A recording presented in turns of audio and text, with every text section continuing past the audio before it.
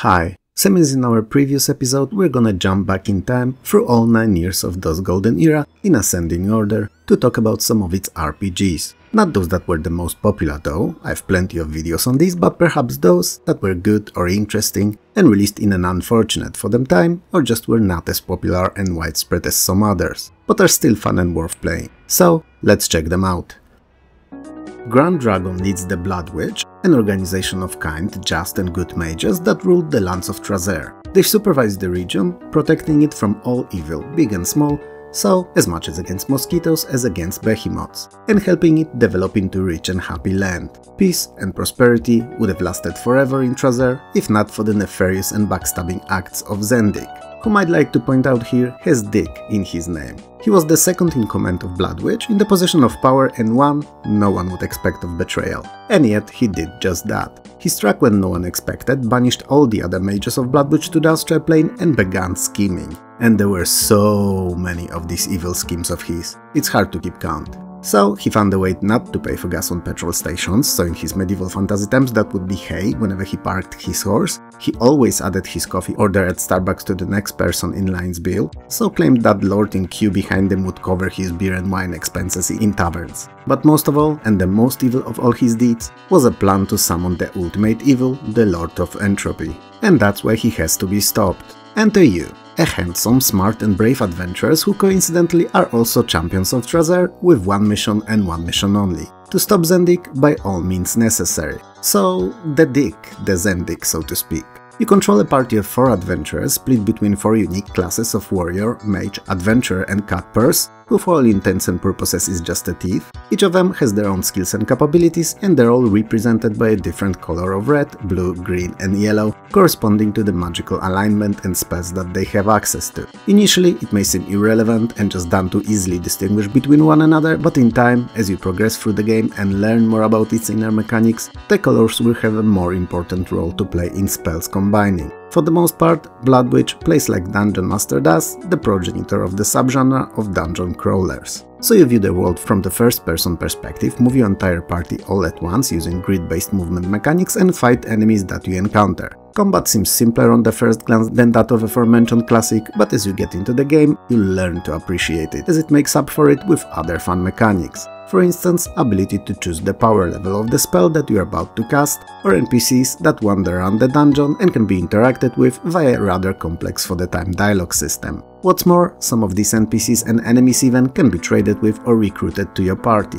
And it's changes like these to the tried and tested RPG formula were what made Bloodwych so special and so charming to play and discover secrets of. Don't let my praising fool you though, while it's a really fun game, it's basically a traditional dungeon crawler, just doing the things you'd expect from them in its own way. So you'll explore the endless dungeons, you'll solve unique and interesting puzzles, find new equipment, kill what feels like an army worth of monsters, and you'll level up and get better. But if that's precisely what you're looking for, you couldn't have picked a better game in 1989. Also, I've left it for last, cause you know, you always leave best for last. What Bloodwych did, none others even attempted in the genre. At least not to the same degree and not at the same time. It actually allows you to play it in simultaneous 2-player couch co-op, with each of you in charge of your own 4-man team of adventurers, together chasing down the Zendik. I swear to god that whole dick thing is gonna get this video suspended. All that sounds hella cool, right? Cause it is, but it also has a dark and rarely mentioned secret. Namely, DOSport has a terrible and potentially game-breaking bug. Basically, if at the game start you pick any party members other than the preset ones, then there's always, through the entire playthrough, a risk of game breaking and preventing you from progressing beyond a certain point. So, if you're keen on experiencing Bloodwych, just stick with the party that the game suggests. And don't worry too much, it's not too bad actually.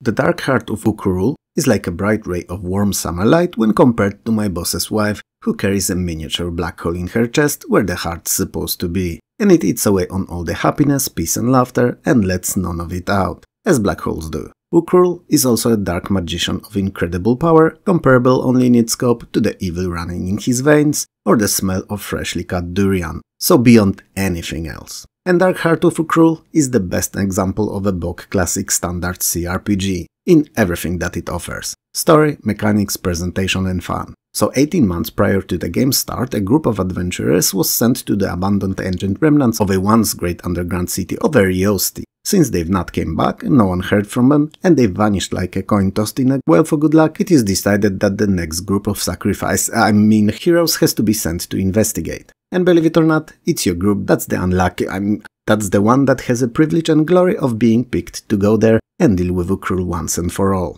Naturally, I'm sure you'll succeed, and I have no doubt you'll be back with Uukrul's head in a bag in no time, but I'm also contractually obliged to ask you what you'd like your gravestone to say in case you'd fall in the line of duty. So, do let me know in the comments below. Now, since Uukrul have taken over Ariosti years ago and filled its passages and caverns to the brim with all manner of nasties and monsters, leaving only small patches of the city to the peaceful folks, you're gonna have an adventure and a half cut out for you. Now, remember when I said that Uukrul's power was immense? I didn't lie, and he can't be down just like that. Instead, you have to locate his Heart of Darkstone to defeat him. The game comprises of a classic party of 4 staples of genre heroes of Fighter, Paladin, Cleric and Mage, and features first-person view exploration and combat taking place on separate top-down turn-based tactical screens. Ariosti is divided into numerous zones, each of containing a sanctuary, and it's best that you find and note the locations of these fast when entering new areas, as they're the only places where the game can be saved. It's a rather rudimentary design concept, keeping static locations for saves that thankfully most games of today don't use, as it requires you to carry on playing until you reach one, or leaving the PC turned on if you've no time to play and are far from one.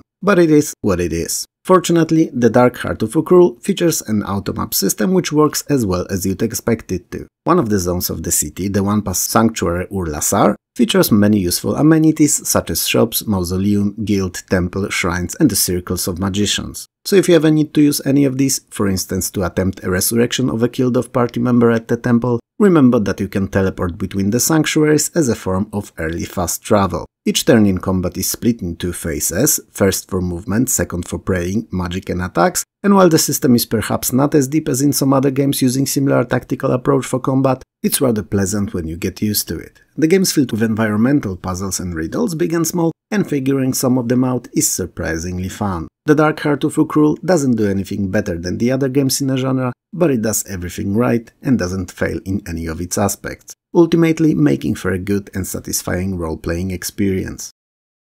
Spirit of Adventure is a little-known first-person perspective RPG that never got the recognition it deserved. It did rather good in Germany, where it originated from, but did not sell as well abroad, probably because of the competition from better-known and established series like Might and Magic, Eye of the Beholder, or any of the SSI's Goldbox RPGs. It's a pity, but it's understandable. If you were a gamer back then and your allowance allowed you to get 1, maybe 2 games per month, you were very picky with your choices. And it was much easier to pull the trigger on a second, third, or whatever the part of something you've completed and loved, rather than risk it all on a game that may be terrible. Spirit of Adventure wasn't, how could it be terrible with such an awesome name, but not as many people got to learn it. It wasn't all wasted though, as it served as a precursor to later much more popular and recognized Realms of Arkania series of games. A strange, unknown drug appears seemingly out of nowhere and spreads around the world uncontrollably. All leads point to a source being a single mysterious stranger. But who he really is and where he is, nobody knows. Perhaps he's a disgruntled mall Santa, tavern Santa, that just wants to enact his revenge on the world for his career never picking up and people not caring much for fat men dressed in red in these trying medieval fantasy times. Or perhaps he's a School of Magic's reject, possessing the power and no skill to control. Well, there's only one way for you to ever know. Anyway, the drug's mere existence created a huge addiction problem among the population, and since young folks are lazy even without it, you can imagine the impact on the local economy it has. So, your group of 6 adventurers sets on a mission to uncover origins of said substance and find the one responsible for this strategy. Many of the puzzles and situations in Spirit of Adventure have more than one solution, which is always a welcome touch, adding to the replayability, and the game offers a very healthy balance between combat and exploration, with neither outweighing the other. Interestingly enough, Spirit of Adventure gender-locked its classes, which is an odd choice and one we're more familiar with now in Korean MMORPGs, but from a 1990s designer's point of view, perhaps there was a thematic reason for it. Interestingly enough, playing Spirit of Adventure feels very fresh combat-wise, because it's neither too easy nor makes you feel as if the odds were constantly stacked against you, It serves you this constant and steady challenge level that's not impossible to overcome, but also not something you'd attempt without care. It's definitely a game to check out. Darklands is probably one of, if not the most ambitious RPG that's criminally overlooked and underrated by most DOS gamers. Also, probably the most broken. It was one of the most bug-ridden and terribly programmed games to ever come out in the 90s. And trust me, it's not easy to challenge Bethesda in their element. They are, after all, masters of bugs and glitches. And yet, Darklands tried and did not fail. Well, it didn't fail by failing, but that's splitting hair. Anyway, the first release of Darklands has a serious coding issue that could even potentially corrupt system files on users' hard drive, which today may sound funny, but back then meant picking between playing this amazing game and risking your system stability, or having a safe day-to-day PC working environment but no dragons to slay or damsels to rescue. It was all obviously fixed with a later re-release, but bad taste prevailed. At least it seems so, and Darklands never received recognition it actually deserved, being incredibly unique, unlike anything else, captivating and open-feeling experience. It takes place in a Roman Holy Empire's territory of medieval Germany, and it's represented in unprecedented detail, with over 90 cities, calendar system, currency and even weapon and armor types being historically correct. The character creator is one of the most interesting ones I've seen to date too. After choosing your name, gender and social status, you get to pick your initial occupation, which adds corresponding skill points but also 5 years to your age. And then, if you'd like to, you can keep adding more careers to your heart's content, each of them increasing related to its skill points and adding years to age of your character. So it's a balancing act of finding a suitable middle ground between the strength and experience. Additionally, unlike most games in the genre, there's no magic in Darklands, and instead we've got alchemy. And you can brew pretty much any and all magic, scientific potions you'd like, given you're actually proficient enough to do so. So a potion of leg hair growth, a potion of clean back teeth, or the extremely popular Unsmell My Feet potion even. Trademark pending. Enemies and monsters that you'll face are all based on accurate in the region at the time mythos, so dragons, demons and witches may be something that you'll be facing at some point in one form or another. Darklands is entirely not linear and completely open-ended, which is noticeable from the get-go as your party of 4 starts in an inn, in a randomly chosen city and not a predefined location. So each and every new playthrough may play out differently. And while your main goal theoretically is to defeat Demon Lord Baphomet, preventing the world-ending apocalypse and amass a lot of fame, funny enough quantified as a number, even after you do all that and watch the ending sequence, you can still jump straight back in and carry on adventuring, completing quests and collecting experience. In its current form, patched and fixed, Darklands is an amazing experience. It's a genuinely fun mixture of very story and dialogue heavy plot, involving tactical top-down view combat and first-grade adventuring. If you give it a chance, it will no doubt surprise you with its fun factor. Worlds of Legend Son of the Empire is a direct follow-up to the earlier RPG simply called Legend. It starts with our 4 adventurers, so Berserker, Troubadour, Assassin and Runemaster, celebrating their previous game's victory over chaos in the form of an evil sorcerer king Necrix of Trazer. So they're eating fatty, salty and hella tasty food, mainly meats with some veggies used only as garnish, they're drinking the best beers and wines, so only these that were available in the inn that they're in. It's a medieval fantasy after all, they're in a tiny village, so there's no choice really. And there's even maybe a little bit of flirting with the waitress there, but it's hard to tell as it's loud, it's smelly and I've not seen it myself and only know of it from tales of yore. As the partying is becoming wilder and wilder, moments short of clothes starting to fly off both our heroes and waitresses, celebration is suddenly interrupted by the arrival of a mysterious messenger. Turns out the Emperor of the Assassin's homeland, Kingdom of the Moon, has been murdered and the 4 remaining their warlords are struggling for control. What's more surprising than that even is that your buddy, your friend that you've been on dozens of adventures with, who saved your life and you his more than once, Assassin, is actually late Emperor's son. The message asks for your return to bring peace to the lands. Naturally you agree and the game starts. And you can either create 4 new characters to play as here or import those that you used in Legend. Now, I've not seen wider disconnect between created and imported characters to date, because when you make them new, they all start at level 1 with virtually nothing. Short of a handkerchief, some rags, dashing good looks and a heart for adventuring. But when you import them, not only they retain their levels, which is usually between 6 and 8, but also their gold, stats, spells, reagents and only get their gear replaced with some generic stuff. So you can start from ground zero, or if you played the earlier entry, begin as those weathered and experienced warriors that fear nothing short of diarrhea. Everyone fears diarrhea. I mean, imagine fighting a goblin, or better yet 2, and suddenly feeling that you've got like 2-3 minute stops to let it rip. It's terrible. And it takes like 5 to remove your armor. Anyway, Worlds of Legend is a fantasy isometric RPG that will take you on a long, perilous but oh so fun journey of bringing back balance to the Kingdom of the Moon. You'll solve numerous puzzles, you'll be fighting with all manner of armies, creatures and monsters, and you'll conquer more than one dungeon. But ultimately, you'll come on top, cause you're you, and failure is not an option. In fact, it's not even in your vocabulary, so in case you don't know what failure is, let me explain. You know how you always win and become a hero and save the day? Okay, now failure is opposite to that. With that out of the way, if you like RPGs, this one's well worth playing, and you should give it a try if you never had a chance.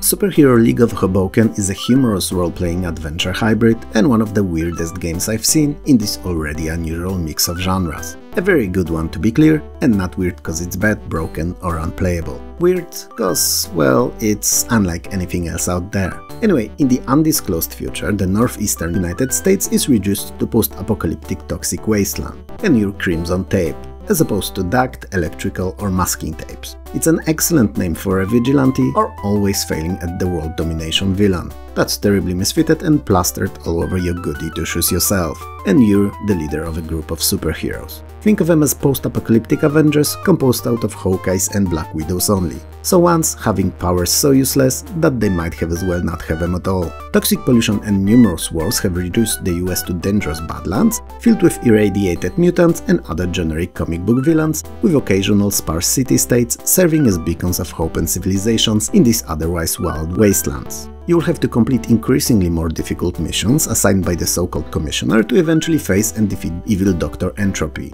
the main body of the game and a disappointingly named villain that's planning to halt the rebirth and restoration of civilization. Your unique power is the ability to create organizational charts. Yes, you heard that right. And as you progress through the game, creating flow and pie charts left and right, more heroes with equally as hilarious gifts will join your team. And some of these are really something else, like the ability to see through pizza boxes or aura of lethargy and dullness that can instantly put many opponents to sleep. Not to mention fan favorite, Iron Tummy, now that's a cool name if I ever heard one, whose uncanny skill allows him to eat any kind of spicy foods without any intestinal distress. I mean, no curries, chilies or ghost peppers can stand in the man's way. He's so cool. You can have up to 9 of these heroes in your team. Completing missions will reward experience points, which in turn will let you level them up, raising their powers and skills considerably, though not necessarily making them more useful in real-world scenarios. Overworld traversal takes place in a top-down view, and combat encounters play out in first-person turn-based mode, just the way I like them. Superhero League of Hoboken is honestly one of the most original and unique games of the 90s, and all fans of RPGs should do themselves a huge favor and give it a go, cause it's probably the one of the best sleeper games they've never heard of. 1000 years before the events in Stonekeep take place, evil dark god, going by the foreigner unfriendly name of Cool Coom, so a Coom Lord, distant cousin of Edgelord, also known as the Shadow King, imprisoned all the other gods. He keeps them in the 9 magical orbs in the ruins of Castle Stonekeep, and it's where he and his mistress the Ice Queen reside. Stonekeep is a first-person real-time dungeon-crawling RPG utilizing popular at the time digitized graphics to represent all the in-game characters. The entirety of the game takes place in the dungeons of the titular Stonekeep and you're Drake, a pre-made, non-editable character who's sent on a mission by the spirit of a goddess Terra to explore Stonekeep and save the gods captured within, Terra being one of them, all the while finding a way to remove the Shadow King and his Bay from existence. Stonekeep is incredibly immersive, as not only the world it takes place in is represented in great detail, but also the atmosphere of it all just spills from the screen, with each new section of the map, secret or new item found. There's also an in-game journal in which you can add your own findings and notes about anything in the game, adding to the immersion, making you feel as if you were there and keeping notes not to forget anything important. Even more so, like I said, you're Drake and that's precisely who you are, and no one else. Meaning that while 3 others may join you, and they will, trust me, you'll even meet a dragon, yes, meet, so that they could help you throughout various quests, you only ever control Drake, and can only observe reactions and how other characters fight, having no way of influencing their actions. This realistic approach and attention to detail was very novel at the time, another great thing about Stonekeep, and not only glued you to the screen, but made you feel deeply involved in the story. The gameplay is not overly complicated, making Stonekeep an ideal choice for players of all skill levels, and the plot develops at a steady pace from a somewhat cliché premise initially to an incredible fantasy tale of power and deceit nearing its conclusion. If all that sounds great to you, then good, cause it is, but only because today, over 25 years later, we have access to the game in its latest iteration with all the patches and fixes. Cause upon its release, it was so bugged, it was borderline unplayable. It had countless issues and game-crashing bugs. That's all in the past though, so if you're at all interested, don't hesitate and give Stonekeep a try. Realms of Arkania Shadows of Riva is the third and final title in the Realms of Arkania series, based on the German pen and paper RPG system that just rolls off the tongue, Das Schwarze Auge, which roughly translates to the Black Eye. So something I deserve for once again trying to pronounce things in languages I do not understand. Anyway, the game starts after the events of Star Trail, so the second outing, in the harbor city of Riva. The city is currently under siege by an army of orcs, but the officials seem to be refusing to recognize the threat, focusing on their internal power struggles. What's more, there's a rumor of the traitors in the slum district and bodies disappearing from the city's graveyard. So whether you had plans for a nice dinner and a glass of wine or not, you've work cut out for you from the get-go. And no other choice than to deal with it first. So you'll be investigating all of these happenings, and eventually when you begin grasping what's at play, and it's partly a super smart orc chieftain wizard capable of summoning demons, and are ready to share the findings with the magistrate, you'll realize that the intrigue runs deeper than previously assumed, and that there may be no officials willing to help you, and the future of the city may be at your hands. No dinner for you, buddy. Not today at least. Realms of Arkania Shadows of Riva is a fantastic tasty treat for the fans of the RPG. It sports real-time first-person perspective smooth traversal and storytelling, with excellent, incredibly tactical and deep turn-based top-down isometric combat. Imagine something like SSI's Goldbox games, but made much better. Yeah, that's how good it is. You can naturally create a new party or import all 6 characters you used in the previous title, and while it's fun to carry on adventuring with the same group, it's not necessary, as the connection between the two games is rather superficial, at least in terms of the plot. That said, bringing a former party will make the game considerably easier, so it's worth to keep that in mind if challenge is what you're after. Same as in previous games, Shadows of Riva basically requires you to have read the manual or at least have a passing knowledge of its underlying system. Cause if you don't, you may end up creating a party that works, but is not very good, not necessarily ready for the endgame, and a lot of encounters may feel like an uphill battle. So if you decide to give it a go, make sure to read the manual or at least watch some guides online. Other than that, Riva is basically the same as its predecessors were, so it not only requires you to familiarize yourself with numerous spells and weapons, but also make note of thirst and hunger meters for all your party members, and remember that sometimes, not often, but sometimes, it's better to split your party into smaller teams for occasional puzzling reasons.